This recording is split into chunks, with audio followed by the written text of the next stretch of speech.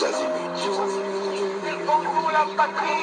Peuple congolais, il est temps de nous lever, de nous serrer les coudes et d'agir pour défendre notre patrie, notre intégrité territoriale et l'intangibilité de nos frontières.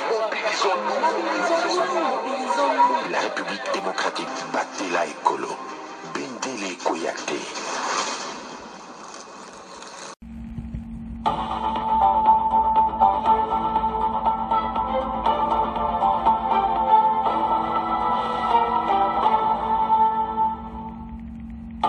Bonsoir, bonsoir, bonjour, c'est Congo News 24. Bande Konanga, comme toujours avant de commencer notre émission, nous disons merci à Dieu. Nous disons merci à nos chers abonnés et téléspectateurs qui nous suivent partout dans le monde et en RDC. Bande Konanga, soyez les bienvenus. À la une chez téléspectateurs, Banamboka, Obalobake Yindi, spéciale émission, l'entrée de l'armée ougandaise, Oyo Bandeko Nangai, et semer panique partout. Alors Bandeko, Bokoyoka, c'est parce que, après les tweets, il y a Mwana Museveni. Tweet wana, et bendi ba situation difficile, awa, Tokoyoka, situation ba tweet, et puis Tokoyoka, oye le kaki, na, armée ougandaise bakutana na FARDC. Yango tina tozolo bake chaque fois mboka na biso senga batu bapesa information précise. Alors, to développer ma solo spéciale émission boyoka bamakanisi ya Uganda. Boyoka oyo batu balobi. Alors bana mboka tozala connecté. Chers téléspectateurs, dossier oyo ya Uganda et pesa qui bien dit. Et belé en tout cas, balobaki me mwana Museveni azolo ba déposer les armes. Ma tweet na ya lubaki za ndenge wana. Mais comme ba mesana polémique, comme ba mesana kotia batna mobulu, ce n'était pas clair. Alors, maintenant, après ma solo, et comment on était. Ezaki, donc tout cela pas l'accent dans le monde que azana mwa makamobwe o alinga sale pana biso. Soki be intention zana motema etali. Mais aekoloba ke azoloba na kodeko. Mais yo zoloba na kodeko. Bandeko eza mawa. Mais tweet wana ndenge pesa maki. Et c'est nananga ko comprendre que azoloba na kodeko. Et sa propriété. Alors, et bouja ki batu na ndenga mukete. Bate bele balobi mais awa et komi bango pe ba envahir est. Donc binu ba congolais bo mona armée na biso ka basé le côté. Ce qui moi makamoka ke bimi bo jongo ka bo konko banga et a foutu ba congolais.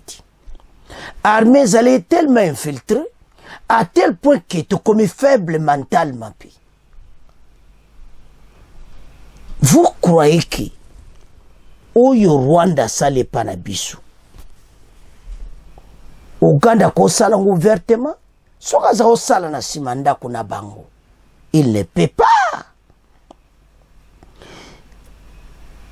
Prenez votre pays tiens on a place moko malamu valeur. Mais Bokoyoka, pourquoi pesa qui tweet? Et puis Bokoyoka, pourquoi armée na bomba kotaki na katamboka na biso? Et belé bazolo ba ke ba konzi ba yebiti. Mais ba konzi ba so katisati. Yango makambo e belé to yebite to vandanye. Mais il y a quelque chose qui se passe entre la RDC na Uganda. Oyo ba koyebisa yote parce que c'est pour la première fois.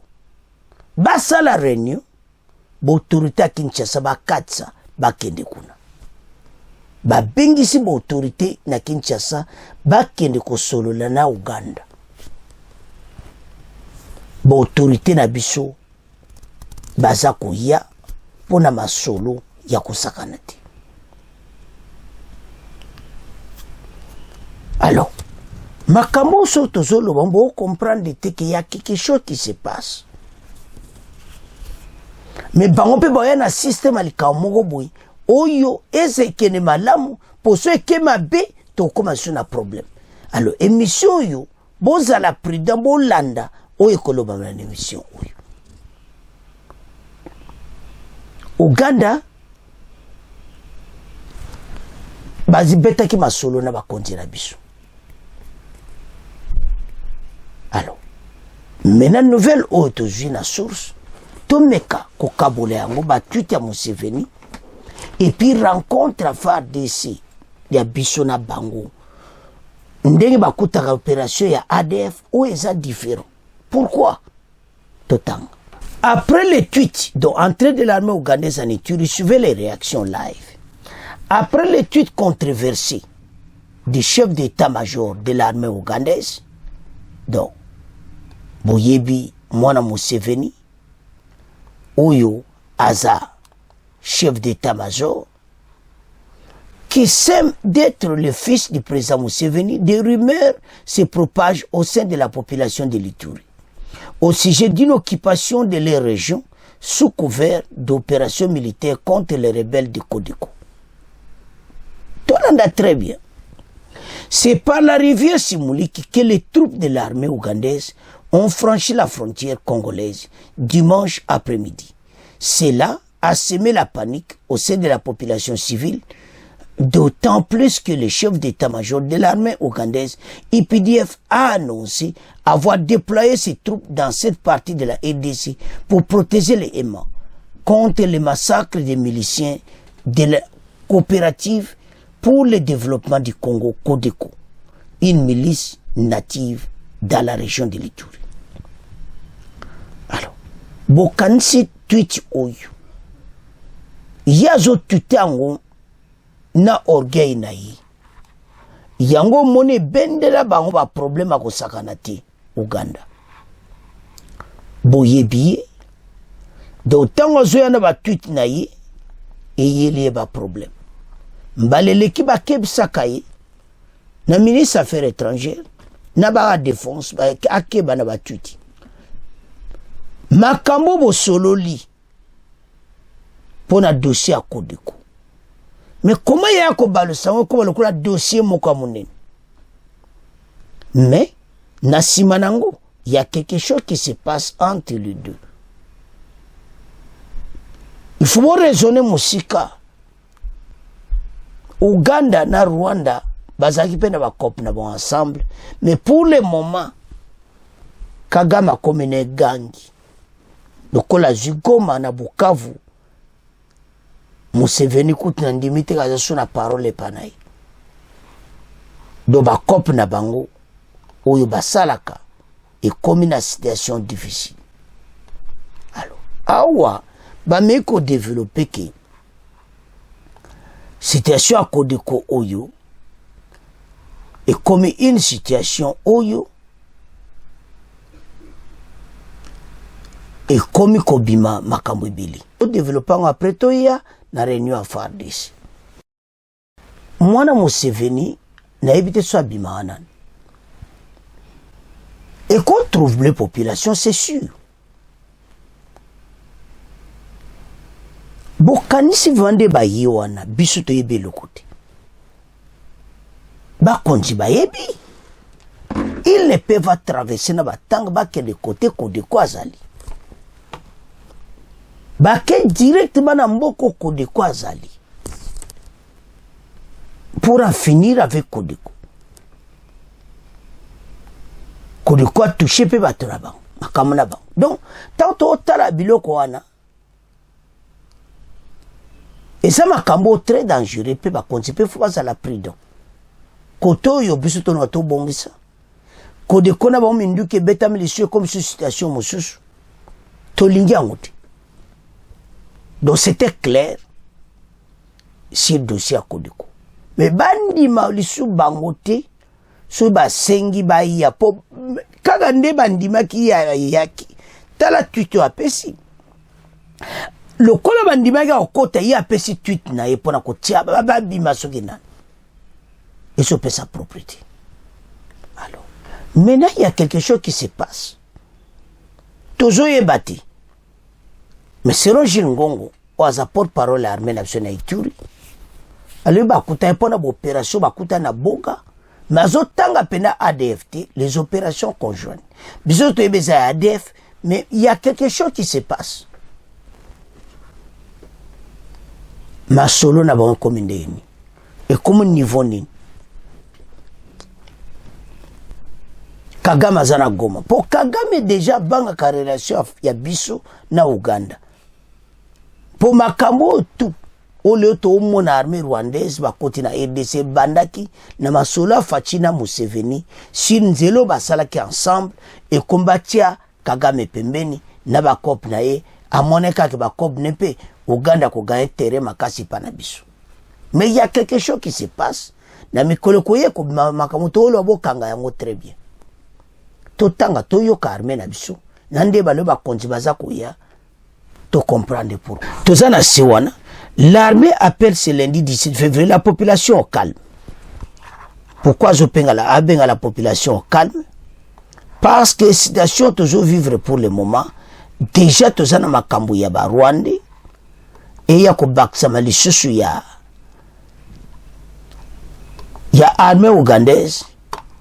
Alors, ba mona ke ko pesa ka mobulu. Sur ce, et mona clairement était makambo il fallait kakaba solola. Non, tout ça va congolais, totalement ensemble. Parce que tous un dossier à monene. Oyo o balobake yindi o toso bunda nango mais to lingite ya Uganda et comme les sous un problème. Mais ce qui est vrai qu'il y a quelque chose qui se passe. Alors, biso ce qu'il faut totalement. To bunda. Alors, to tanganase.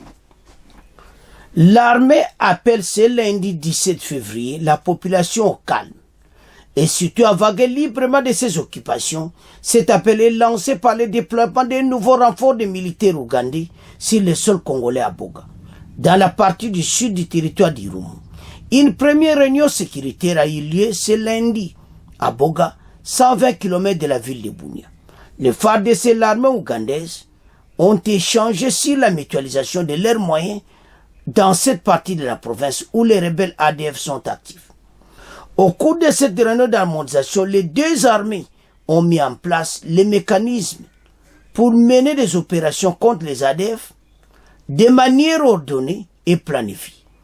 Le porte-parole de FARDC en Ituri, le lieutenant Gilles Ngongo, indique que les relations entre les deux armées sont normales. Balobi, Botika, Oyuwana, le peuple Bozala na Kimia. Tolanda Gilles Ngongo, bongo to développer ma soul. Nous revenons de Boga pour rencontrer l'équipe d'avance qui devrait arriver ici dans le cadre des opérations conjointes.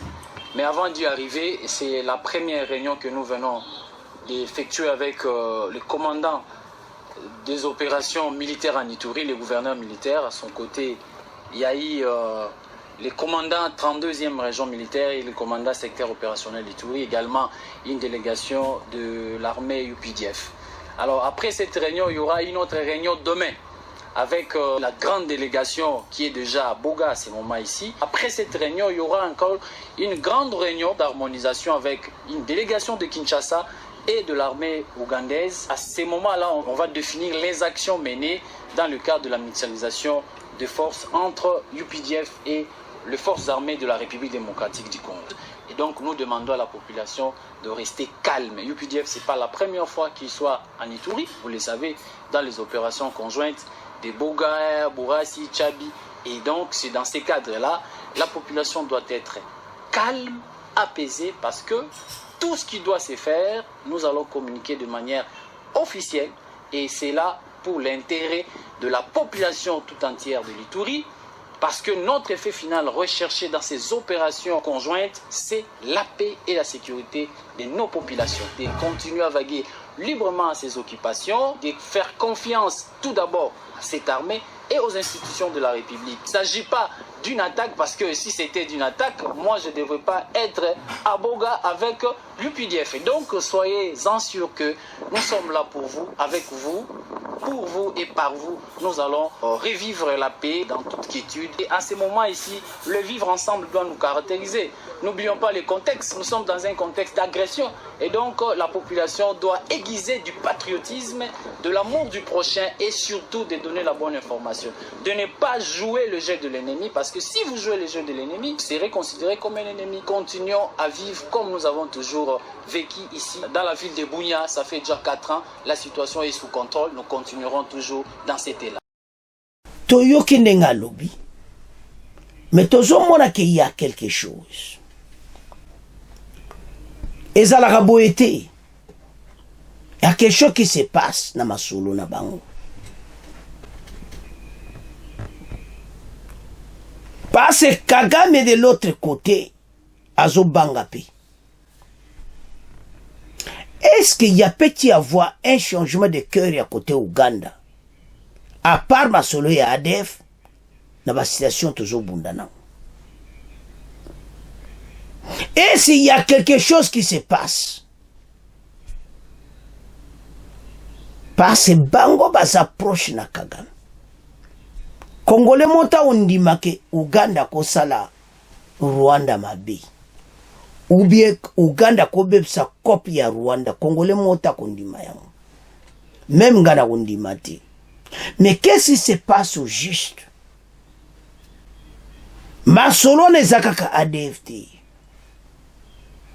Sogo tali kande ba yaki nande ba leki na Bunia. Na ba tanki na wamusu ba koti ba kei kote ba kene makambango kodeko bon tozotala mais là tosenga na ba congolais ani toza na confiance na armée bobi soto na confiance na armée to benda ba boule mosika mingiti a expliqué yango très clair. Akoya kosa ba Congolais. Bango ba kotika na opération wana. Uganda so akoya na lisolo mo boyo ke ba atake Kagame. Wana tato yo sata arbe bondi mati. Eza ba plan ba bepo ye jamais ko atake Kagame. Ke ba atake na makambo wana tout ezoleka na Goma. Mais ce qui est vrai, Kagame azo koma na fin.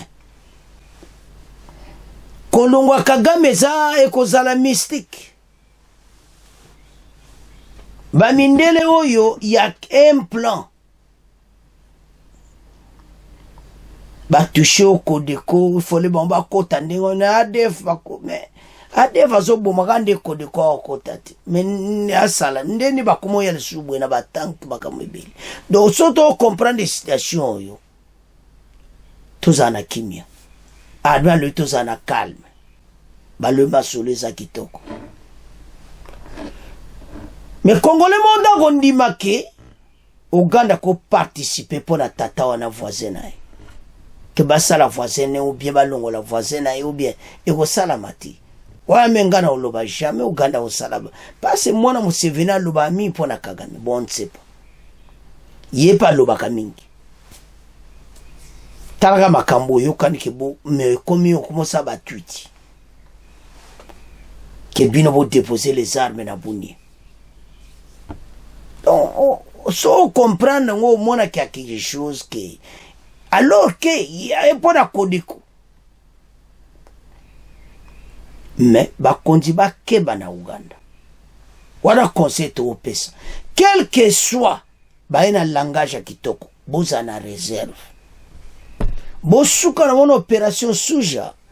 Et là, on sait que kalate, boye so batika na bakendi. Pour déjà une situation to bunawa Kagame to go back sous Uganda ti. Quelque chose dans le langage kitoko, tous à la sage. Mais nous savons qu'il y a quelque chose qui se passe. Mais l'autre aussi a tous en confiance à l'armée. Bon, on a beaucoup de ce côté. Batouana nyonso Uganda, Rwanda, tous ensemble. Tout kabolate. Uganda nandimita kwa sere loko mwa bien pour namboka na bisoto ki eliboso. Pasi yi pasa jaloux. Nande Kagame zo benda ba plan. Mais tous à la prida na maso na batoyo. To yoki shilingongo. Mais FARDC ufungoli so ya kote po ufungoli. To telema po na mboka. Alors, bana mboka. To landi biso nyonso. Ndeka to lubaike. Émission eza spéciale Uganda. Bo telema po na mboka. Tous à la vigilant. A FARDC ko la pongite. Ba konti boza mayele na Uganda. C'est à ce point que comment clôturer mission na biso. Bon, continuez qu'on s'abonne. Au revoir. À la prochaine.